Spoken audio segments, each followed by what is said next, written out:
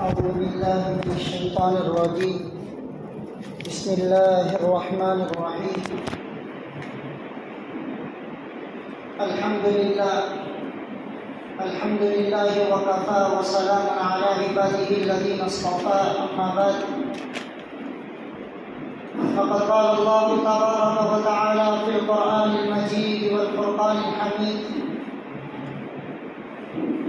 فأعوذ بالله من الشيطان الرجيم. بسم الله الرحمن الرحيم. يا أيها الذين آمنوا كتب عليكم الصيام كما كتب على الذين من قبلكم لعلكم تتقون. قال النبي صلى الله عليه وسلم: شهر رمضان وهو شهر الصبر، هو شهر المواساة. عن ابن عباس رضي الله عنه قال: كان رسول الله صلى الله عليه وسلم أجود الناس، وكان أجود ما يكون في رمضان حين يلقاه جبريل، أجود بالخير من الريح المرسلة. رواه البخاري، أو كما قال عليه الصلاة والسلام. میرے محترم بزرگوں، حاضرین جمعہ، اللہ رب العزت نے اس کی عظیم تر نعمتوں میں سے ایک نعمت ہمیں ان دنوں نصیب فرمائی ہے، اور وہ ہے رمضان المبارک کی نعمت.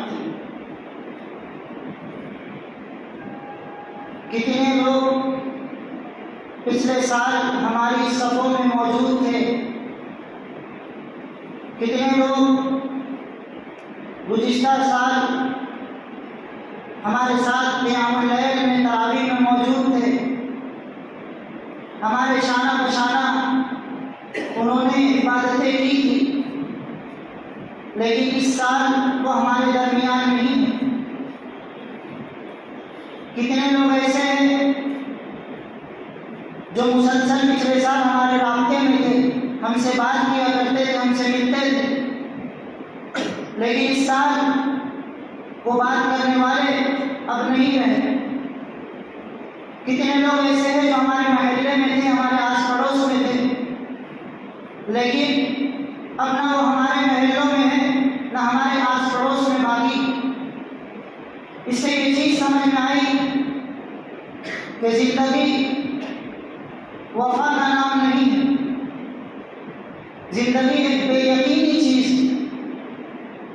اور موت ایک یقینی چیز ہے کہ انسان کسی بھی مہینے میں ہو، انسان عبادت سے ہو یا غیر عبادت کے وقت میں ہو، انسان گناہوں کے ساتھ اپنی زندگی گزار رہا ہو یا اعمال صالحہ کے ساتھ اپنی زندگی گزار رہا ہو، اگر موت کا وقت ہو گیا تو وہ موت اسے آ کر پکڑ لے گی. اللہ رب العزت سے دعا کرے کہ اللہ رب العزت جو بقیہ ایام رمضان المبارک کے بچے ہیں انہیں قدردانی کے ساتھ گزارنے کی توفیق عطا فرمائے، اور جو اعمال اس رمضان المبارک کے حوالے سے مقصود اور مطلوب ہو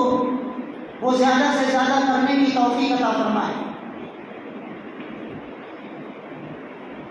محترم بزرگوں، رمضان المبارک کے حوالے سے استقبال رمضان کی گفتگو میں اور گزشتہ جمعہ میں بہت ساری چیزیں مثبت طریقے سے ہمارے سامنے آ چکی ہیں. یہاں اسی کے آگے چند چیزوں کا ذکر کرنا ہے. محترم حضرات، انسان جو بھی کام کرتا ہے اس کے اندر دو چیزیں ہوتی ہیں. ایک تو اس کا مقصد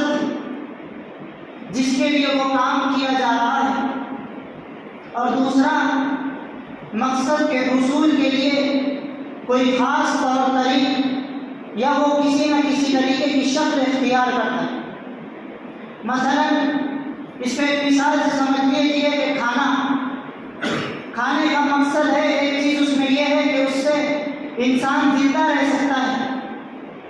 انسان کے اندر قوت پیدا ہوتی ہے، انسان کے اندر طاقت پیدا ہوتی ہے۔ اور دوسرا طریقہ کہ اس مقصد پر قائم رہنے کے لیے اس نے جو طریقہ اختیار کیا، اس نے جو شکل اختیار کی، وہ ہے کھانے کی شکل، کہ انسان نوالا بناتا ہے، انسان اس کو منہ تک لے جاتا ہے، دانتوں کے ذریعے سے چباتا ہے اور حلق کے ذریعے سے پیٹ میں لے جاتا ہے۔ یہ اس نے اس مقصد کو پانے کے لیے شکل اختیار کی۔ حالانکہ اسی کے مقابلے میں اگر دوسرا شخص ہو کہ اس کے سامنے مقصد ہے کہ مجھے اس کھانے کے ذریعے سے زندگی نصیب ہوگی، میں زندہ رہوں گا اور کھانے کے ذریعے سے مجھے طاقت ملے گی، قوت ملے گی، لیکن اس کو حاصل کرنے کا جو طور طریق ہے وہ اس کو بدل دے، یعنی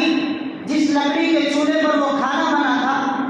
وہ کھانے کو چھوڑ کر اس لکڑی کے چولہے کی راکھ کو نوالا بنائے، اس کو اپنے منہ میں لے جائے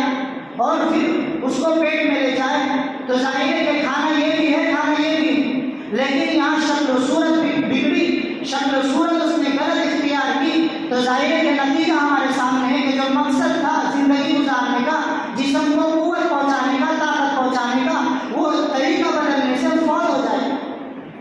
اب اسے وہی کھانے کا عمل ہے لیکن شکل بدل گئی، تو وہ کھانا اسے ہلاکت کی طرف لے جائے، بربادی کی طرف لے جائے۔ اسی طریقے سے موجودہ دور میں ہماری عبادتوں کا حال کہ ہمارے پاس عبادتیں تو ہیں لیکن موجودہ دور میں ہماری عبادتیں بے اثر کیوں ہو گئی؟ ان عبادتوں کے اندر اثر باقی کیوں نہیں رہا؟ اس مثال کو اسی لیے بیان کیا گیا کہ ہم ظاہر میں تو وہ ساری عبادتیں کر رہے ہیں، مثلا روزہ تو ہم رکھ رہے کہ سحر کر رہے، سحر سے لے کر افطار تک کے جو ظاہری شکل صورت ہے ہم اس کو اختیار کر رہے ہیں، لیکن اس کے پس پردہ کیا مقصد ہے؟ روزہ ہمیں کس مقصد کے لیے دیا گیا، ہم نے اس کو فراموش کر دیا۔ نماز ہے کہ میں تکبیر اولیٰ کے ذریعے سے نماز میں داخل ہو رہا ہوں اور سلام کے ذریعے سے نماز سے فارغ ہو جا رہا ہوں، لیکن اس نماز کے ذریعے سے کیا مقصد حاصل ہے؟ ہم نے اس کو فوت کر دیا۔ مطلب یہ ہے کہ ہم نے عبادات کی ظاہری شکل و صورت کو عبادت سمجھ لی، لیکن اللہ رب العزت اس سے کیا چاہتے ہیں؟ جیسے رمضان المبارک کا مہینہ اللہ رب العزت نے ہمیں ٹریننگ بیس میں دیا، اور اللہ رب العزت چاہتے ہیں کہ جس طرح بندہ اس رمضان المبارک میں زندگی گزارے گا، اسی طریقے سے وہ بقیہ کے عالمات زندگی گزارے گا۔ حقیقت یہی ہے، ورنہ آپ بتائیے کہ جو شخص اللہ کے حکم کے مطابق صبح میں سحر کرے اور شام تک کے افطار تک کے بھوکا پیاسا رہے، لیکن اللہ کی عبادت کے ساتھ جھوٹ بولے، کیسا ہو سکتا ہے؟ اللہ کی عبادت کے ساتھ غیبت کرے، کیسا ہو سکتا ہے؟ اللہ کی عبادت کے ساتھ جو ہے لوگوں کا مال حرام کرے، کیسا ہو سکتا ہے؟ اس کا مثبت پہلو پچھلے ہفتے آیا تھا۔ اور بار بار پر ہم اپنے آس پڑوس والوں سے لڑائی جھگڑے کریں، روزے کی حالت میں عبادت کے تصور کے ساتھ، بار بار پر ہم اپنی زبان سے گالیاں نکالیں، تو ظاہر ہے جب عبادت ہے تو پھر یہ اعمال کیسے ہو سکتے ہیں؟ یہ ہمارے لیے سوال نشان ہے۔ اس کے بعد اسی روزے کے مقصد کو چند چیزوں کے ذریعے سے آپ حضرات کے سامنے رکھنا ہے کہ روزے کا مقصد جو تھا وہ ہے متقی بننا۔ ہم نے سنا لعلکم تتقون کے ذریعے سے کہ لوگوں تمہارے اوپر روزے فرض کیے گئے ہیں، لیکن یہاں پر جو لفظ استعمال ہوا لعلکم تتقون، شاید کہ تم، اردو میں اگر ترجمہ کیا جائے گا تو شاید کہ تم متقی بن جاؤ۔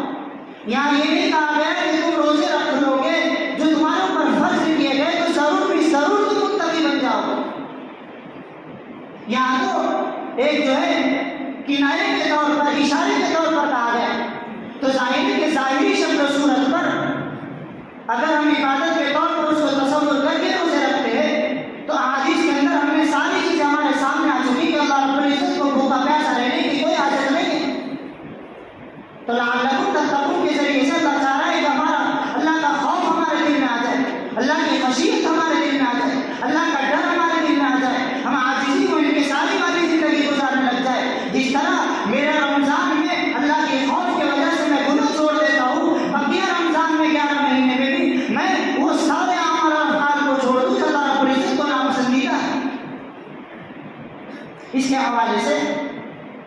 نبی کریم صلی اللہ علیہ وسلم نے موقع کی مناسبت سے وقتاً فوقتاً اپنی احادیث نبویہ میں روزے کے مقاصد کو بیان کیا، الگ الگ جگہوں پر الگ الگ سائل کے جواب میں، جس میں اس کے کچھ مقصد ہم بھی آپ حضرات کے سامنے رکھے گئے، جس میں سب سے پہلے ہے جھوٹ۔ بخاری شریف کی روایت ہے، سرکار مدینہ محمد عربی صلی اللہ علیہ وسلم نے فرمایا، من لم يدع قول الزور والعمل به فليس لله حاجة، کہ جو شخص جھوٹ بولے اور اس جھوٹ کے عمل پر قائم رہے، فليس لله حاجة، اللہ رب العزت کو اس کی کوئی ضرورت نہیں فی ان یدع طعامه وشرابه، کہ اس کو کھانے پینے سے چھڑا دے۔ ایک حدیث ہے یہ، دوسری حدیث ہے، کم من صائم لیس له من صیامه الا الظلماء، کم من قائم لیس له من قیامه الا السحر، کہ بہت سے روزے دار ایسے ہیں جن کو روزے کی حالت میں بھوکا پیاسا رہنے سے کچھ حاصل نہیں ہوتا، اور بہت سے راتوں کو قیام کرنے والے ایسے، اللہ کے سامنے کھڑے رہنے والے ایسے ہیں جن کو اپنے قیام سے صرف رجنے کے سوا کچھ حاصل نہیں ہوتا۔ متفق علیہ روایت ہے، بخاری اور مسلم دونوں میں۔ تو ظاہر ہے کہ دونوں حدیث کو اگر ہم سامنے رکھیں تو اس سے وہی چیز ظاہر ہوتی ہے کہ انسان اللہ کی عبادت تو کرے، روزے کی جو ظاہری شکل ہے اس پر عمل کرے، کہ سحری سے لے کر اس نے جو افطار تک اپنے آپ کو بھوکا پیاسا رکھا، لیکن اللہ کے وہ احکامات، اللہ کے وہ فرامین جس کو اللہ رب العزت کی زندگی بھر کے لیے حرام کیا ہے، زندگی بھر کے لیے منع کیا ہے، اگر اس کی زندگی میں وہ پائے جا رہے ہیں تو ظاہر ہے کہ پھر اس کا روزہ اللہ کو اس کی حاجت ہی نہیں ہے، اللہ کو اس کی کوئی ضرورت ہی نہیں ہے، اور اللہ چاہتے ہی نہیں ہے کہ اپنے بندوں کو بھوکا رکھے، پیاسا رکھے۔ یہ جو ٹریننگ دی جا رہی ہے، اسی کے ساتھ ساتھ دوسرا مقصد بیان فرمایا جو احادیث ہمارے سامنے آ چکی ہے، من صام رمضان ایمانا واحتسابا غفر له ما تقدم من ذنبه، کہ جو شخص ایمان اور احتساب کے ساتھ رمضان المبارک کے روزے رکھے گا، اس کے پچھلے سارے گناہ معاف کر دیے جائے۔ ایمان اور احتساب، دیکھیے جہاں بخشش کا وعدہ ہے، جہاں متقی بنانے کا وعدہ ہے، ہر جگہ چاہے احادیث نبویہ ہو یا قرآن آیات ہو، وہاں شاید کا لفظ استعمال ہو، وہاں کوئی نہ کوئی کنایہ کیا گیا، یہاں کہا گیا کہ تمہارے گناہ تو معاف ہوگی روزے رکھنے کی حالت میں، لیکن کب؟ جب تم ایمان اور احتساب کے ساتھ روزے رکھو۔ ایمان تو ظاہر ہے کہ مسلمانوں کا جو بنیادی عقیدہ ہے، اس عقیدے کو ہم سامنے رکھ کر روزے رکھیں کہ اللہ رب العزت کو سارے اس کی صفات کے ساتھ، سارے اس کے کمالات کے ساتھ، سارے جو ہے اس کی جو ہے ربوبیت کے ساتھ، اس کی الہیت کے ساتھ تسلیم کرتے ہیں ہم روزہ رکھیں۔ یہ ایمان اور احتساب یہ ہے کہ اللہ رب العزت کی رضا، اللہ رب العزت کی خوشنودی، کہ میرا یہ بھوکا پیاسا رہنا، میرا یہ کھانا پینا چھوڑ دینا، میرا حلال چیزوں کو ترک کر دینا، یہ صرف اور صرف رضا الہی کی خاطر ہے، صرف اور صرف اللہ کے لیے۔ اپنے عمل پر نظر رکھیں کہ میرا یہ عمل دن بھر کا، صبح سے لے کر شام تک کی جو عمل ہے وہ خالص اللہ رب العزت کے لیے ہو۔ یہ ہے احتساب کہ میں اپنی ذات کو بار بار ٹٹولوں کہ کہیں لوگ مجھے روزے دار تو نہیں بولے، یا پھر میں اشتہار لگا کے گھوم رہا ہوں کہ میرا روزہ ہے، یا پھر دن بھر کے وہ اعمال، چاہے وہ تراویح کے تعلق سے ہو، قرآن کی تلاوت کے تعلق سے ہو، ذکر اذکار کے تعلق سے ہو، یا پھر اس کے علاوہ جو باہر کی زندگی اس کے تعلق سے نیک اعمال ہو، تو اس کے اندر کہیں ریا نہ آ جائے، میں اپنی ذات کا بار بار احتساب کروں، محاسبہ کروں کہ ظاہر ہے کہ میرا یہ عمل کس کے لیے ہو رہا ہے، اگر میں یہ عمل کر رہا ہوں تو احتساب کروں کہ یہ عمل اللہ کے لیے اور اللہ کی رضا کے لیے۔ یہ ہے دوسرا مقصد۔ اس کے بعد تیسرا مقصد بیان ہوا غیبت، کہ غیبت کو چھوڑ دینا۔ ابن عباس کی روایت ہے، بخاری مسلم میں روایت آئی ہے، 2 سے 3 دن پہلے عصر کے جو تعلیم ہوتی اس میں بھی ہمارے سامنے آئی تھی کہ رسول اللہ صلی اللہ علیہ وسلم نے ایک مرتبہ دو شخصوں کو بلایا جو نماز پڑھ رہے تھے، بلا کر کہا کہ دوبارہ وضو کرو اور دوبارہ نماز پڑھو، اور جو روزہ تم نے رکھا ہے اس روزے کو آج پورا کرو، اور پورا کرنے کے بعد کل دوبارہ اس کی قضا کرنا۔ دوبارہ اس کی قضا کرنے کا حکم دیا۔ وہ دونوں شخصوں نے اللہ کے نبی صلی اللہ علیہ وسلم سے پوچھا، یا رسول اللہ آخر کیوں؟ رسول اللہ صلی اللہ علیہ وسلم نے فرمایا کہ تم نے فلاں شخص کی غیبت کی، تو معلوم ہوا کہ روزے کی حالت میں غیبت کرنا یہ روزے کو فوت کر دیتے۔ ظاہر ہے کہ فوت کرنا روزہ تازہ ہو جائے گا اگر جو ہے ہم فتوے کی شکل میں دیکھیں، لیکن یہاں تو لعلکم تتقون کا مسئلہ ہے۔ اگر فتوے کی شکل میں ہم دیکھیں تو روزہ ادا ہو گیا، لیکن نبی علیہ الصلوۃ والسلام کا اپنے دور میں اپنے دو اصحاب کو فوراً منع کرنا کہ کل اس کی قضا تم کرو، اس لیے کہ تم نے جو ہے یہاں پر غیبت کی، یعنی نماز روزہ اس وقت میں قابل قبول ہوگا جب وہ مکمل اللہ کے احکامات کے مطابق ہو۔ جن احکامات سے اللہ نے کرنے کا حکم دیا ہے وہ احکامات ہم بجا لائے، اور ان عبادات کے اندر جس سے ہمیں رکنے کا حکم دیا گیا ہے ہم اس سے رکیں، تب جا کر ہماری وہ عبادت جو ہے مقصد تک پہنچے، ورنہ پھر ہمارا بھی وہی کردار ہو جائے گا کہ ہم کھانا تو چاہتے ہیں طاقت کے لیے، لیکن ہم نمازیں میں بنانے راہ، تو پھر مقصد تو ہے سامنے لیکن مقصد فوت ہو جائے گا۔ اختیار شکل جو ہے جو اختیار کرنے چاہیے تھی وہ شکل ہمارے سے فوت ہو گئی، تو ظاہر ہے کہ مقصد بھی فوت ہو جائے گا۔ جو چیز ہم حاصل کرنا چاہتے تھے اللہ کی رضا، بقیہ 11 مہینے میں اللہ کے احکامات کا عمل پیرا ہونا، اور جو ٹریننگ اللہ پوری ہمیں دینا چاہتے تھے وہ سارے ہمارے سے فوت ہو جائے۔ اس لیے اس عمل سے بھی ہمیں بچنا ہے۔ اس کے بعد جو چوتھی چیز ہے وہ ہے نیکی کا حرص ہونا، نیکی کا حرص اندر پیدا کرنا، لالچی بننا ہے۔ اسی لیے رسول اللہ صلی اللہ علیہ وسلم کے تعلق سے آتا ہے کہ رسول اللہ صلی اللہ علیہ وسلم رمضان کے مہینے میں رحیم و شفیق بن جایا کرتے کہ ہر کسی کے اوپر رحیم، ہر کسی کے اوپر شفیق، اور چاہتے تھے کہ کسی نہ کسی طریقے سے میرا اعمال بڑھ جائے، کہ میں یہ بھی کام کر لوں یہ بھی کام کر لوں، جو اعمال نیک ہو اسے کرنے کی ہر طرح سے فکر کرتے۔ تو ایک مقصد ہمارے سامنے یہ بھی ہو کہ ہم فرائض سے اگر فارغ ہو گئے تو ہم اپنے وقت کو جو ہے سوچ میں نہ گزاریں،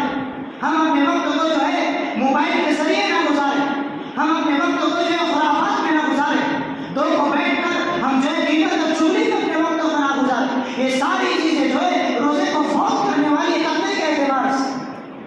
اس لیے ضرورت اس بات کی ہے کہ ہم اپنے پورے 24 گھنٹے کی زندگی کو رمضان المبارک کے کام میں لانے کی فکر کریں کہ ایک ایک لمحہ میری ذات سے نیکی ہو، اور کوئی لمحہ اللہ کی نافرمانی میں میرا نہ گزرے۔ احتساب کے ساتھ عمل کریں گے تو پھر بقیہ جو 11 مہینے ہیں اس کے اندر اللہ رب العزت ہمیں وہ عادت لگا دے جو عادت رمضان المبارک میں ہمیں لگی۔ اس کے بعد انفاق فی سبیل اللہ، اللہ کے راستے میں خرچ کرنا، ایک تو یہ، یا پھر خیر المواسات کہ یہ غمخواری کا مہینہ۔ رسول اللہ صلی اللہ علیہ وسلم کی ایک حدیث اس حوالے سے ملتی ہے، ابن عباس اس کے راوی ہے، بخاری و مسلم دونوں میں حدیث ہے، جس کو خطبے کے اندر میں نے پڑھا اشهد الناس کہ رسول اللہ صلی اللہ علیہ وسلم دنیا کے اندر سب سے زیادہ سخی تھے، سب سے زیادہ فریاض تھے، لیکن رمضان المبارک کا مہینہ آتا ہے، اللہ جبرائیل، جب جبرائیل سے ملاقات ہوتی رمضان کے حوالے سے، قرآن سنانے کے حوالے سے، تو رسول اللہ کے اندر کی سخاوت مزید بڑھ جاتی، رسول اللہ کے اندر کی فیاضی مزید بڑھ جاتی۔ ایک تو سال بھر خرچ کرنے کا معمول تھا کہ کہیں سے بھی درہم و دینار آئے مکمل خرچ کر دیا کرتے تھے، لیکن رمضان المبارک کے اندر یہ جو عمل تھا یہ مزید بڑھ جایا کرتا، اور اتنا بڑھتا تھا احادیث کے اندر آتا ہے ریح المرسلہ، یعنی اس بارش کی ہوا کی طرح، جو ہوا جو ہے بارش کو لانے والی، ظاہر ہے کہ آپ ایک ہوا چل رہی ہے عام طور پر اپنی روٹین کے مطابق چل رہی ہے، اور ایک ہوا وہ چلتی ہے جو بارش سے پہلے چلتی ہے، اس سے انسان یہ اندازہ لگا دیتا ہے کہ اللہ کی مشیت سے کہیں نہ کہیں بارش ہو رہی یا پھر بارش ہونے والی۔ تو یہاں مثال دی گئی کہ ریح المرسلہ کی طرح اللہ رب العزت کے نبی سرکار عالم صلی اللہ علیہ وسلم فیاض ہو جاتے، سخی ہو جاتے، کہ جس طرح وہ ہوا بارش کو لانے والی ہوتی ہے، تیز و تند ہوتی، بہت زیادہ سختی کے ساتھ چلتی، اس سے جو درخت ہو گیا گھروں کی کھڑکیاں ہلنے لگتی، تو اس طرح اللہ کے نبی کا یہ عمل ہوتا کہ اتنے فیاض ہو جاتے کہ جس طرح وہ ہوا چلتی ہے اس طرح فیاضی اللہ کے نبی کی جو ہے ٹپکتی، اس طرح سخاوت اللہ کے نبی کے سامنے آئی۔ اور اسی طریقے سے دوسری حدیث جو رمضان المبارک سے ایک دن پہلے شعبان میں، جس کے سلمان فارسی رضی اللہ تعالیٰ عنہ راوی، وہ بھی متبع روایت، جس کے اندر ساری چیزیں رمضان کے متعلق فرمائی گئی، بڑی حدیث، اس کے اندر فرمایا گیا هو شهر الصبر، یہ صبر کا مہینہ ہے، الصبر ثوابہ الجنہ، اور جو ہے صبر کا جو بدلہ ہے وہ جنت ہے۔ اس کے بعد جو چیز فرمائی گئی کہ هو شهر المواساة، اور یہ جو مہینہ ہے وہ غمخواری کا مہینہ، کہ میرے اندر وہ ساری چیزیں پیدا ہو جائیں غمخواری کے تعلق سے، کہ میں اپنے آس پڑوس کی لوگوں کو دیکھوں، میں یتیموں کو دیکھوں، میں بیواؤں پر رحم کروں، میں مسکینوں کو دیکھوں، اس کے تعلق سے جن کو ضرورت ہے میں ان تک اپنا مال پہنچاؤں۔ غمخواری کہ رسول اللہ صلی اللہ علیہ وسلم کا معمول تھا۔ اس کے بعد ایک حدیث جو ملتی ہے جس میں انفاق فی سبیل اللہ کو بیان کیا گیا رمضان کے حوالے سے، اس میں صحابہ نے پوچھا تھا کہ اللہ کے نبی اگر ہمارے پاس اتنا مال و دولت نہ ہو، اتنے دینار و دینار نہ ہو کہ ہم جو ہے یتیموں کی مدد کر سکے، مسکینوں کی مدد کر سکے، غریبوں کو دے سکے اور غمخواروں کے غم میں شریک ہو سکے، تو کہا کیا کہا؟ جواب میں یہ کہا تھا اللہ کے نبی صلی اللہ علیہ وسلم نے کہ کسی کو افطار کرا دینا، چاہے وہ ایک گھونٹ لسی کے طور پر کیوں نہ ہو یا ایک کھجور کی جیل میں کیوں نہ ہو۔ تو یہ صحابہ کا عمل تھا کہ سب سے سخاوت فیاضی، اور فیاضی میں اس درجے تک رسول اللہ صلی اللہ علیہ وسلم نے تعلیمات دی کہ تمہارا اگر روزہ ہے، تمہارے دسترخوان پر کوئی چیز ہے تو تم اس جو ہے دسترخوان کی چیزوں میں اپنے کسی بھائی کو شریک کرو۔ یہ ہے غمخواری کا معنی۔ اور روزے کا ایک مقصد یہ بھی ہے کہ اللہ رب العزت بھوک پیاس کے ذریعے سے ہمیں ایک سبق یہ بھی دینا چاہتے ہیں کہ سال بھر جو احباب غربت کی وجہ سے،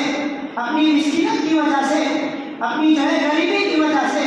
فاقے کرتے ہیں، ان کو چیزیں میسر نہیں ہوتی ہے، تمہیں ایک وقت کا کھانا نصیب نہیں ہوا تو تمہیں اس کا درد محسوس ہو گیا، تمہیں اس کی تکلیف محسوس ہو گئی، تم جو ہے کہنے لگے کہ بڑی بھوک لگ رہی ہے، اور وہ افراد جو زندگی کے اندر غربت کے حوالے سے زندگی گزار رہے ہیں، ان کے پاس کھانے پینے کی چیزیں مہیا نہیں ہے، ان کے پاس زندگی کا ساز و سامان نہیں ہے، وہ اپنی زندگی سال بھر کیسے گزارتے ہو؟ یہ غمخواری پیدا کرنا۔ اور اصل موضوع آج کا یہی ہے۔ اسی کے حوالے سے ہم اپنے ہاتھ کی مٹھی کو کھولیں، صدقہ و زکات خیرات کا اہتمام کریں کہ رسول اللہ صلی اللہ علیہ وسلم ہر کس اور ناقص کو دیا کرتے تھے، ہر آنے والے کو دینے کا معمول تھا، ہر سائل کو دینے کا معمول تھا۔ وہ واقعات ہمارے سامنے ہیں، سخاوت کے کتنے واقعات ہیں، فیاضی کے کتنے واقعات ہیں۔ اسی لیے اس چیز کو ہم جو ہے اپنے ذہن میں رکھیں۔ صدقے کے 6 آداب قرآن کریم کی نسبت سے بیان ہے کہ سب سے پہلے جو دینا ہے وہ اللہ کی خوشی کے لیے دینا ہے، اللہ کی رضا کے لیے دینا ہے، اللہ کے قرب کے لیے دینا ہے، لوگوں کے دکھلاوے کے لیے نہیں۔ اگر لوگوں کے دکھلاوے کے لیے پہاڑوں کے برابر بھی سونا خرچ کر دیا گیا تو وہ کوئی معنی نہیں رکھتا۔ مسلم شریف میں اسی کے تعلق سے حدیث آئی ہے کہ جو شخص کسی کو صدقہ دے اور اس کے اندر ریاکاری ہو تو کل قیامت کے دن جس شخص کو اللہ رب العزت اپنے عرش کے سائے سے دھلکارے گے، اس شخص میں یہ شخص بھی شامل ہوگا جس نے دنیا کے اندر جو ہے اللہ کی خوشی کے بجائے ریاکاری کے لیے صدقہ دیا۔ اس لیے ہم اپنا معمول یہ بنائیں کہ کسی کسی کو دے رہے تو اللہ کی رضا کے لیے، کسی کو دے رہے تو اللہ کی خوشنودی کے لیے۔ اس کے بعد کسی کو صدقہ یا کسی کو زکات مجبوری کے دائرے میں نہ دے۔ قرآن کریم میں آیات آئی زور کے بعد جو ہمارا خلاصہ قرآن چل رہا تھا اس کے اندر پوری وضاحت کے ساتھ یہ بات آ چکی کہ جو ہے مجبوری کے ساتھ نہ دے کہ میرا دل نہیں چاہ رہا ہے، سامنے والا بار بار مجھے اصرار کر رہا ہے، بار بار مجھے کہہ رہا ہے کہ جب میں جیب میں ہاتھ ڈالتا ہوں اور جو نکلا میں نے وہ تھما دیا، مجبوری کے دائرے، اللہ کو اس کی کوئی ضرورت ہے۔ اس کے بعد صدقہ اچھی نیت سے کرے،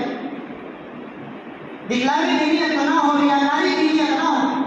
اچھی نیت سے صدقہ کرے اور قرآن آیات کے مطابق اچھی چیز صدقہ کرے۔ ایسا نہیں کہ مانگنے والا بار بار مانگ رہا ہے، ہم نے اس کو ایک بار منع کیا، 2 بار منع کیا، لیکن جب جانے کے لیے تیار نہیں ہے تو میرے جیب میں ایک پھٹی ہوئی نوٹ ہے، میں اسے نکال کر دے رہا ہوں۔ نہیں، بلکہ اچھی چیز اللہ کی راہ میں خرچ کی جائے۔ ان چیزوں کا صدقہ کرنے کا حکم قرآن آیات کے اندر آیا ہے جس چیز کو میں پسند کرتا ہوں، جو چیز مجھے پسند ہے میں وہ چیز صدقہ کروں، جو چیز میں اپنے لیے استعمال کرتا ہوں میں وہ چیز اپنے بھائی کے لیے دوں۔ ایسا نہیں ہے کہ گھر میں پڑی ہے کوئی چیز ضرورت کی چیز نہیں ہے تو میں اسے صدقہ کر رہا ہوں اور اس سے ثواب کی امید بھی رکھ رہا ہوں۔ اس کے بعد آخری چیز کے مال ان کو بھی دے۔ ایک تو وہ احباب ہے جو آپ کے دروازے تک آتے ہیں، وہ لوگ ہیں جو آپ کے دروازوں کو کھٹکھٹاتے ہیں مانگنے کی نیت سے، اور ایک وہ احباب ہے جو معاشرے کے اندر، اپنے علاقے کے اندر، اپنی سوسائٹی کے اندر، اپنے آس پڑوس میں جو ہے غربت کے حوالے سے مشہور ہے، کہ پورے محلے میں مشہور ہے یہ غریب ہے، اس کو دینا ہے تو میں اس کو دے رہا ہوں، ان کو بھی دینا ہے اور اسی کے ساتھ ساتھ ان کو بھی دینا ہے جو ہمارے دروازوں تک آتے ہیں۔ لیکن قرآن آیات کہہ رہی ہے سورہ بقرہ کے اندر کہ ان احباب کو بھی دینا ہے جو ہے دستے سوال تلاش کرنے سے بچے ہوئے، اور یہ تلاش کرنا میری اور آپ کی ذمہ داری، اس لیے کہ صدقہ اور زکات کا ادا کرنا میرے ذمہ ہے،